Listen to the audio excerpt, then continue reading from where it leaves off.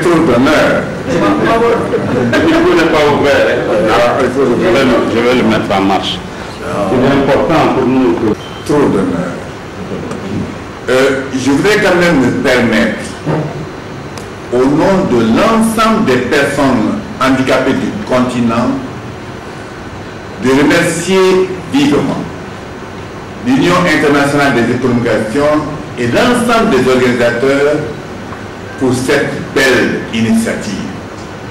Je peux certainement parler au nom de tous mes frères d'Afrique parce que je suis non seulement président d'honneur de la Fédération malienne des associations de personnes handicapées, mais je suis aussi président fondateur de l'Union des aveugles d'Afrique.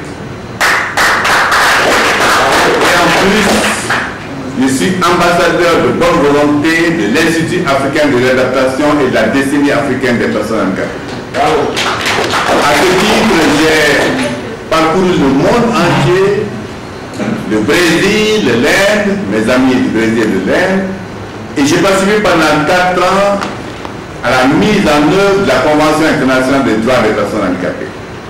Merci d'être venu chez nous. Thank you very much for coming to us. Have a nice day among us. Thank you very much. Merci.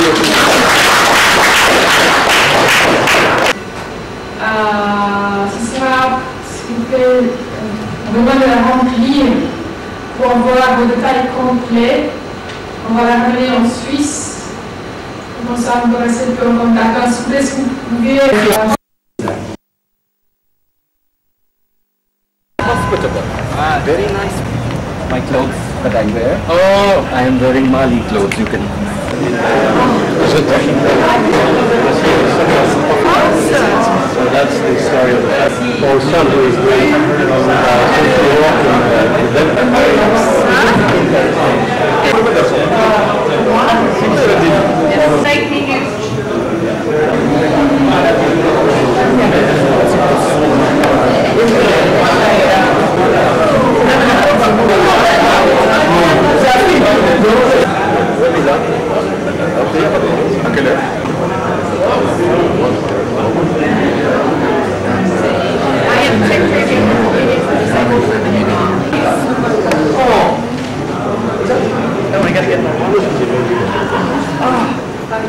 patients, to people, all of us. We are talking about also providing information to each patient according to the type of disease, the rehabilitation process, where to get the cure and the treatments. So all this kind of information through ICT can really spread around the world with a constant base, and we can create also standardization of that, also through the web or through ICT technology. But what is more important is that all this technology has to be built for human beings, for people, for users. And because people with disabilities are the most in need of this kind of information and cure and healthcare services, we need to provide accessibility, standardization on this process. Just to also understand, focalize where healthcare is more needed. We are talking about hospitals, we are talking about rehab centers, for example, and also people at home. People with disability most of the time stay at home. Not all the country have a specific rehabilitation institution that takes care 24 hours a day of people with disability with their specific needs. So in most of countries worldwide, people with disability stay at home, and that's the problem. We are facing the problem that the families has to take care of people with disability according to the specific needs. And we also have to get the information also to the parents and the relatives, as has been said this morning. And this is very important. ICT in the healthcare is vital, but we need to build it up correctly. The beneficial aspect of that is that we cut down the cost of the entire healthcare system if we provide good management and ICT that deliver services in a very professional way. We also improve services and care to people that are most in need. So really provide a better medicine, better healthcare system. And the end of the result is we have patients with great satisfaction that really benefit out of this technology family, because the technology has to serve the people. So that's a general overview of what's going on around the world. We know that things are changing dramatically. We know personally a lot, and we work with the major ICT companies that are developing and providing ICT in the healthcare market. But again, we have seen the lack of accessibility, we've seen the lack of humanity of this technology. They consider healthcare as only file transfer, medical data transfer, but they never consider the patient. Or also the medical doctor and the people working in a hospital, that not all of them are expert in technology. So many times we have seen in hospital, also in Europe, where professionals in hospital refuse to use a computer or PDA or technology because they don't know how to use it. So this is a big trend, and the training and the transfer of information 360 degrees is very important. Is what is happening right now. I just wanted to mention a couple of projects. They are not pilots, they are concrete installation of e-health technology, ICT, that has included accessibility. In Switzerland, Italy, and France, we have installed a complete hospital with all IT infrastructure. We have provided to each bed a specific terminal with specific software fully accessible. One is a general hospital, so patients are from any age of any problem. They don't suffer, in most cases, of any sort of disability in this sense.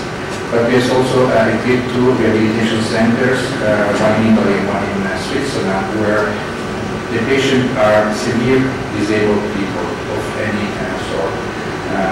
Really, they needed any sort of tools to communicate, to control the environment, to fulfill all the rehabilitation processes, and the success was just great.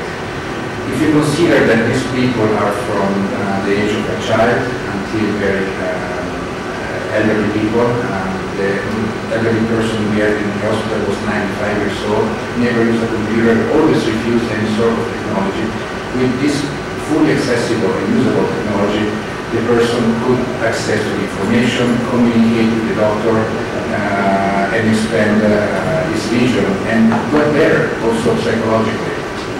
So the installation was very simple. The terminals on each bed with touchscreen, voice recognition, all assistive tools to fulfill any patient that was in this bed, because the turnover of patient in a rehabilitation center is quite high. So one installation for all. That was the first step we wanted to achieve.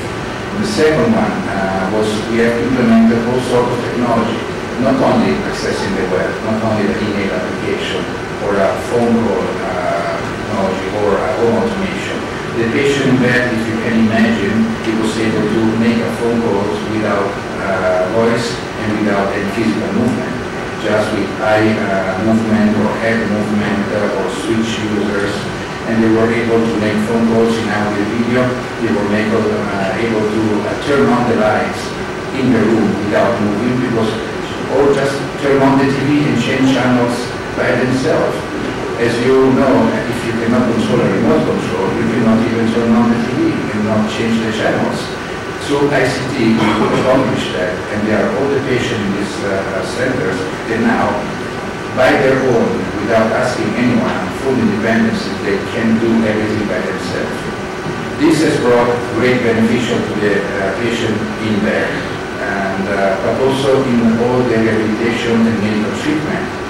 People that cannot speak, cannot hear, cannot see, cannot move. Now they are part of the rehabilitation process.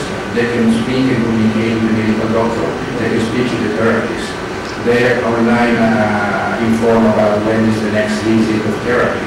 They are informed about the process of their rehabilitation. They have access to their own information and data. And so this has generated an incredible project that ended up in a very win-win situation. The hospital really enjoyed it because the work of nurses and therapists has become much, much easier. The workflow has been improved a lot, so people working in hospital has decreased their involvement. They have more time to do more human activities like talking to the patient, because they have the time to do it now, because the patient is much more independent and they can execute things by themselves. What happened after that, patients that went at home, that been sent at home with severe disability, they constantly needed care. They wanted to be followed at home. So what happened also in Switzerland, which is considered one of the healthcare systems more advanced, also the most expensive one, to be honest. People wanted to have the same system at home in order to be independent in their home and communicate with the healthcare system remotely. Because every week or every month they had to go to the hospital for a checkup, for a rehabilitation process, or just information. And all this transportation caused a lot of pain, a lot of troubles to the family of the patient. So we had installed the same exact technology based on standard computers as we have seen yesterday in the demonstration of this photograph. Standard computers, standard webcam, standard internet access, and the hospital and the professional were able to treat the patient at home as he was in the hospital bed. That was a great success.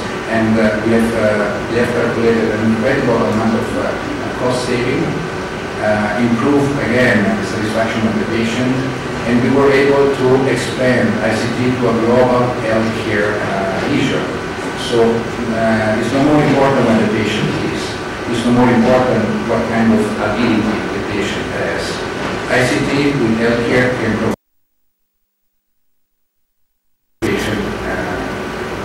that never happened nowadays. Considering the African situation, reality, most of the people live in rural areas, not in the capital like Bamako. And as you know better than me, healthcare has great difficulties to reach these people. Hospital always requires the people from hundreds of kilometers away come to see the doctor in the hospital, with all the problems that you know there are made.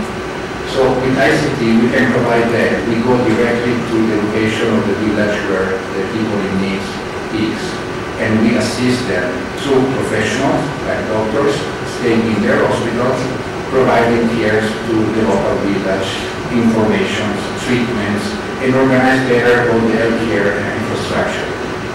More than that, we can expand that to a global region.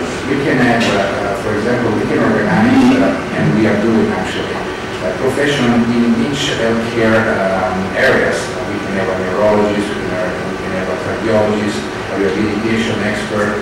We provide all these experts that can be anywhere in the world, in India, in Canada, in the United States, in the UK. And we can set up the audio and video communication in a very, very easy way to any person, any patient, wherever he is, also in a rural country in Africa, and that is possible. What we do need to do achieve that, and that's what ICT is also working on that. We need the governmental support to set up the infrastructure. We need the support of the local telcos to provide the internet access, because everything is based on internet access. And with just this infrastructure, we can achieve all the goals for the health. Another little thing, the infrastructure that is needed is not so expensive.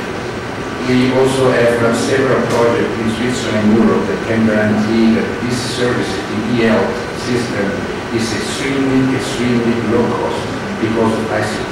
We can really approve that. So it's not a dream, it's not a fantasy world. We're talking about technology can be applied also in African countries now. Also cell phones. There's also so many people in Africa using cell phones. This is a tool that we can use to provide care, the best care, to anyone, wherever they are. And so by doing that, we can really improve. The nice part is that from the business point of view, that is always very important, who pays for what, the infrastructure that we need, the internet access, and all this IT software can be used in different other areas that give more power to the whole infrastructure. To people in care of healthcare, we can provide e-learning to the same infrastructure. So kids in this village, if they have a person in need of healthcare treatment, he can go to some sort of internet cafe or installation that we provide, as we provided, and they get healthcare information and cure. They can go there to have e-learning, so the education without moving, without going to a school that's 700 kilometers away. We can provide information about any kind of disease, HIV, malaria, the illness discovered can be transferred directly to the people and not through the actual system that is really difficult to get information out of there. We can also provide these skills, training how to learn how to do a specific job, to get a job. We can provide e-government information directly to the users. So for the election, we can provide e-voting. We can provide any governmental information. So a person living in a village far away from the governmental city can, through this system, request, certificate of birth, information about how to get funded for a specific need. So this is a very global change. E-health is a very important subject to touch, but we have to understand that accessibility also in this technology is a vital aspect that we have to consider. So things are going to the right direction. I finished. If you have any question, please go ahead. You are participé beaucoup actuellement à Rio, à Hyderabad, tu seras à Tam, Inch'Allah, le radio. Dans ce forum, généralement, on discute de la gouvernance interne. Il faut trouver une voie, il faut toujours le niveau.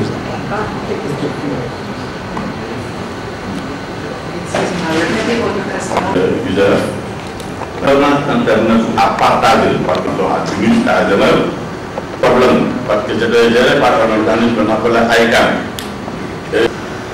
L'organisation des personnes handicapées, lorsque nous sommes en Europe, nous sommes émerveillés par tout ce que nous voyons sur le plan technique et technologique. Mais de retour dans notre pays, lorsque nous sommes en phase de réalité, nous sommes complètement dégonflés. Parce que la réalité, c'est tout autre. L'accessibilité, c'est quoi? Je prends un fleuve, comme le fleuve Niger. Sur la rive droite, vous avez l'ensemble de la technique moderne en place, les appareils et tout.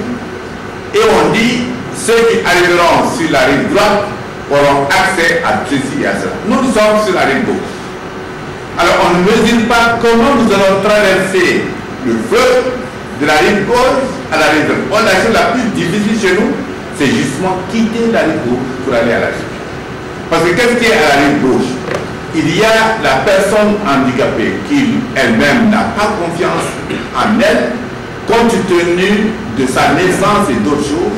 Vous avez une famille qui est épaulée, qui ne croit pas à la personne handicapée. Vous avez une société dans laquelle elle vit qui ne croit pas. Et vous avez un gouvernement qui n'a pas le temps.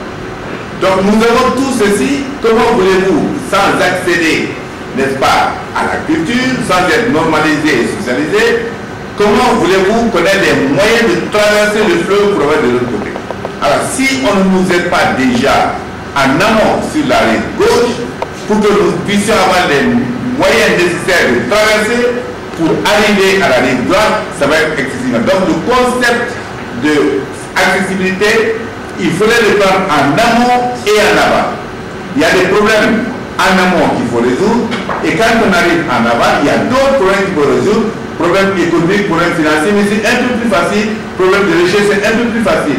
Et après, quand il y a la formation qui est là, parce que là, une personne handicapée, rééduquée, bien formée, peut-être bien formée, quand la formation est là, il y a après formation, accéder à un poste de travail. Donc tout cela, je souhaiterais que le concept accessibilité dans nos pays d'Afrique tienne compte de l'amont, de l'aval et de l'après-formation, sinon alors ça va être extrêmement difficile. Je vous remercie. Est-ce que déjà il y a un renforcement des capacités en termes de docteurs comme le dit, des professionnels par rapport à cela en Afrique? Parce que comme le président l'a dit, il va bien schématiser la chose et il y a le fleuve entre nous. Bon, pour traverser le fleuve, c'est ce que les gens me disent très souvent. Et ça, c'est vrai. Bon, est-ce que ces docteurs ont la capacité de travailler sur ce travail-là pour pouvoir atteindre les personnes handicapées qui vivent en haut? Ou quels sont les moyens peut-être que l'unité de deux structures ont mis en place? Parce que normalement, ça doit être partie aussi des recommandations. Parce que personne ne connaît tout. On est en train aussi de nous-mêmes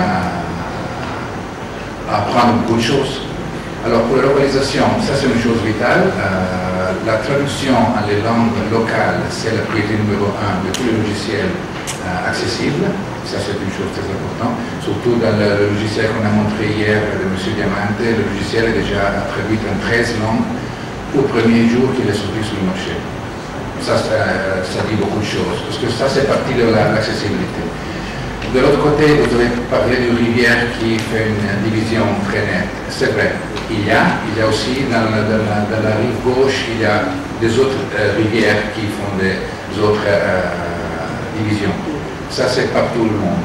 Et c'est pour ça qu'on doit parler, on doit communiquer, on doit faire un échange d'idées, de besoins.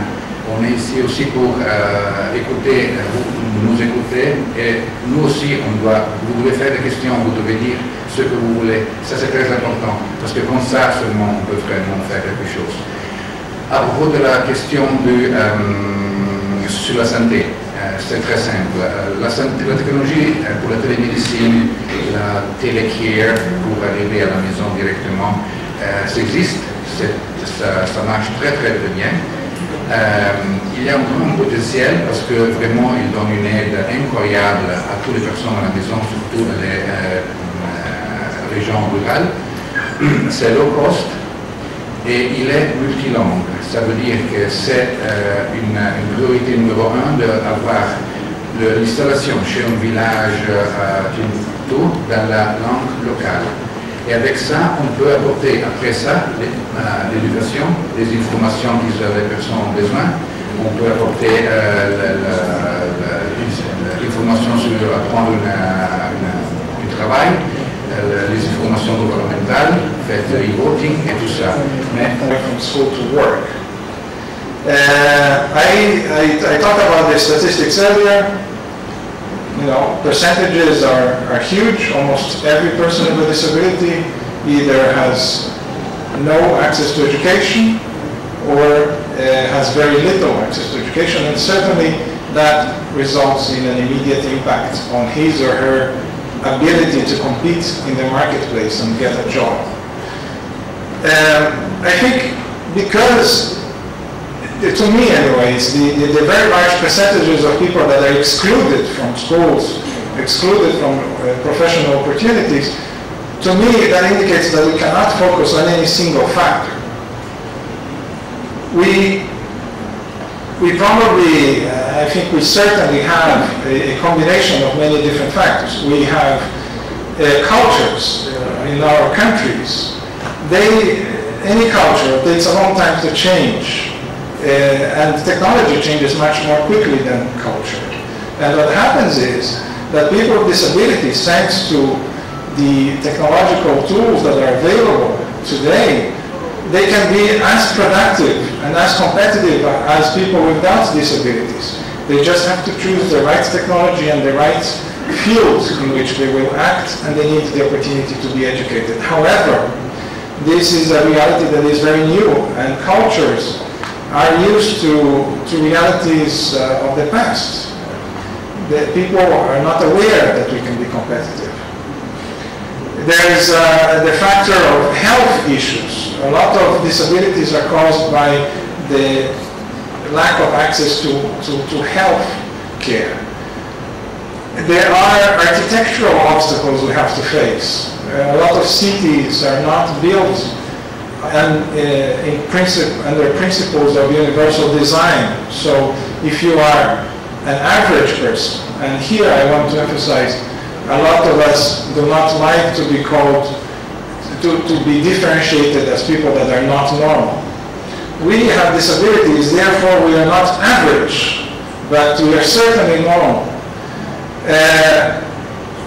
Physical layouts of buildings and cities and transportation systems, they become obstacles to us because they're built for average persons. They're not built for persons with our needs, persons who are older, and so forth.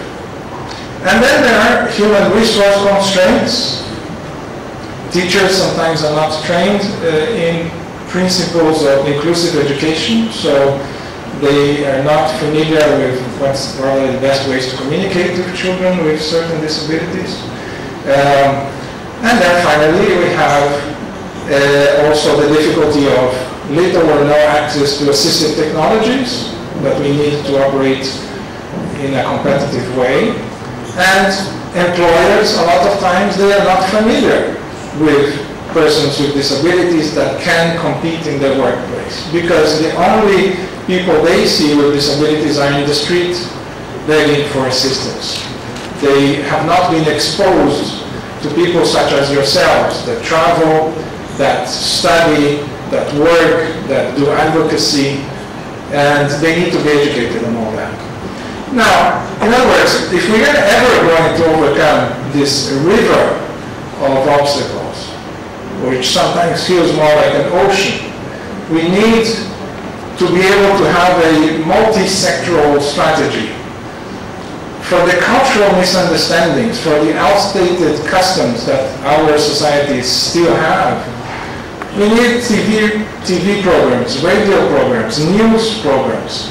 Some of them can be fiction, some of them can be just news of reality of people such as yourselves that have achieved so much. But these have to be propagated to society as a whole through media, so that there's a greater awareness of what's possible. People are not usually mean because they just feel like being mean. They are usually misinformed. They usually have not had enough experience with persons with disabilities to know how much we can do. Poverty-induced health problems. We need to reduce poverty. So we need tax incentives for companies to have an extra interest in learning more about our abilities and to be interested in hiring us to help them make money. Physical obstacles.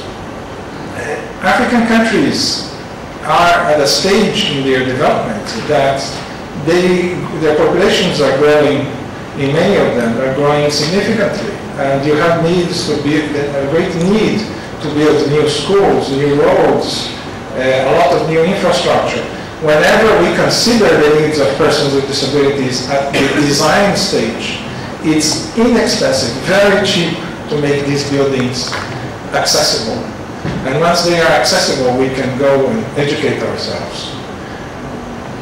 When you're buying buses, when you're setting up and buying train systems, whatever it might be, the design stage is the key moment when we have to present the needs of persons with disabilities, the needs of older people, and so forth. Human resource constraints. When you hire a consultant from any other country to come to you and share his or her experience, it doesn't matter if this consultant is coming from Europe, from the United States, from Colombia, from Brazil, it doesn't matter. You must demand that his training materials are shareable, freely shareable.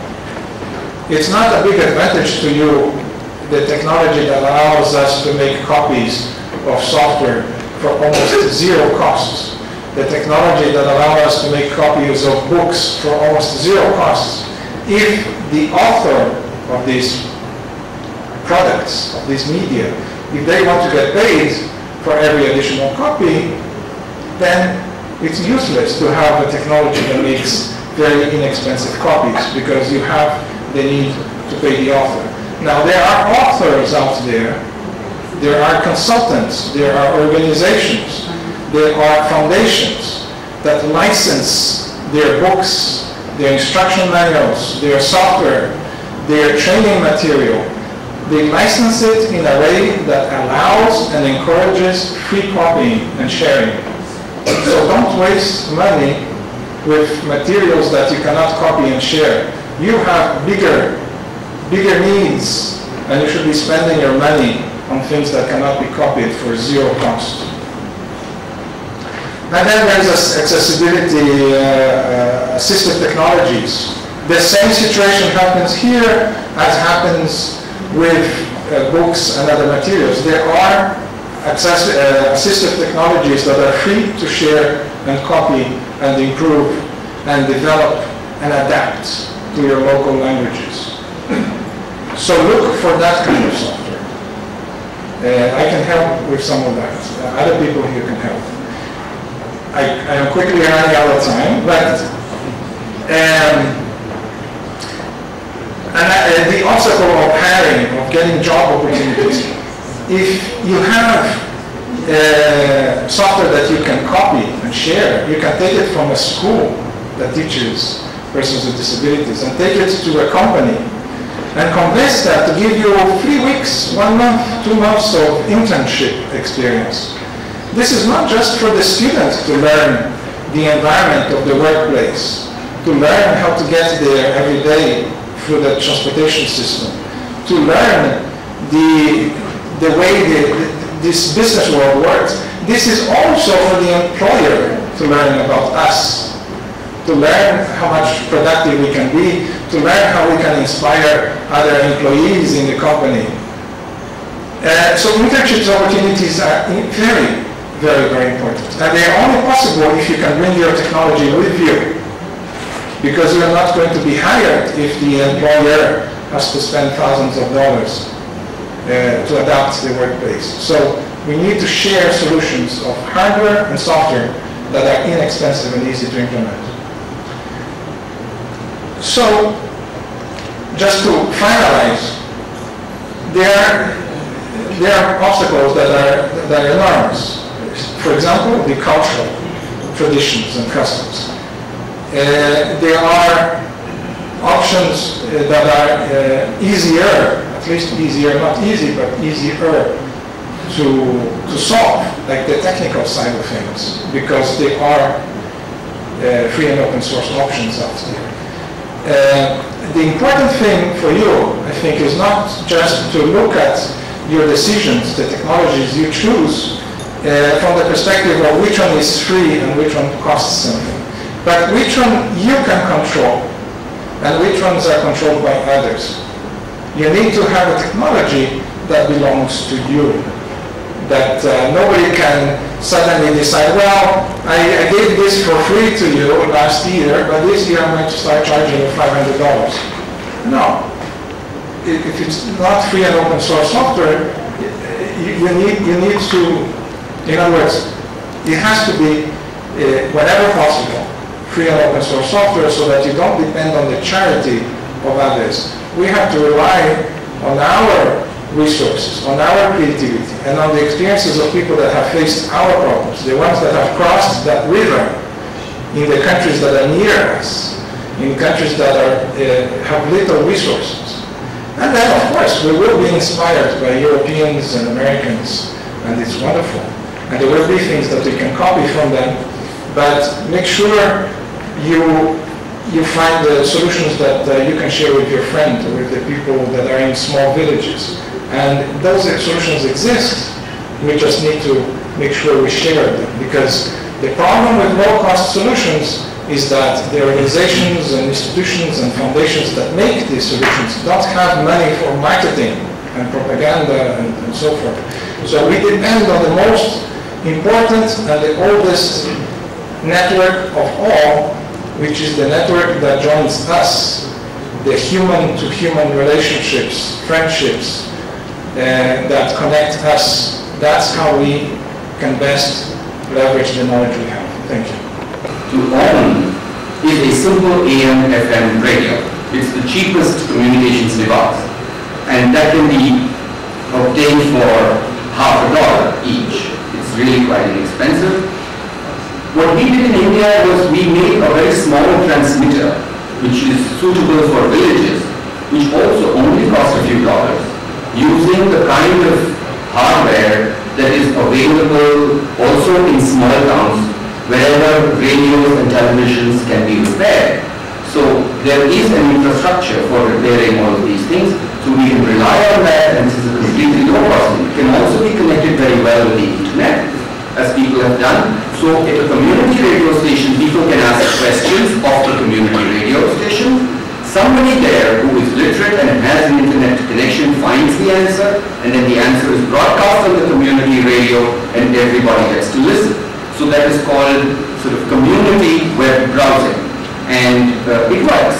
It's a start, and it doesn't require a lot of money, doesn't require a lot of resources, very easy to implement. We should look at that. To get back to my presentation, can I have the first slide, please? Provide a few accommodations that are specific for persons with disabilities, because then that person will work and will pay taxes and will be productive.